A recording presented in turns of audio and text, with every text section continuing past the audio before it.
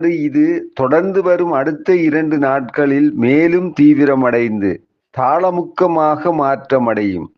இந்த தாளமுக்கமானது மேலும் தீவிரமடைவதுடன் இலங்கையின் கிழக்கு கரையை அண்மித்ததாக நகர்ந்து செல்லக்கூடும். ஆனபடியினால் வளிமண்டலவியல் திணைக்களத்தினால் மேலும் வழங்கப்படுகின்ற வானிலை எதிர்வு கூறல்களை கவனத்திற்கொள்ளுமாறு பொதுமக்கள் வேண்டிக் கொள்ளப்படுகின்றனர். வடக்கு, கிழக்கு மற்றும் வடமத்திய மாகாணங்களில் அடிக்கடி மழை அல்லது இடியுடன் கூடிய மழை பெய்யக்கூடிய வாய்ப்பு காணப்படுகின்றது. நாட்டின் ஏனைய பிரதேசங்களின் பல இடங்களில் மாலை அல்லது இரவு வேளைகளில் மழை அல்லது இடியுடன் கூடிய மழை பெய்யக்கூடும். சப்ரகமுவ மேல் மற்றும் தென் மாகாணங்களின் சில இடங்களில் 100 மில்லிமீட்டரிலும் கூடிய பலத்த மழை பெய்யலாம் என எதிர்பார்க்க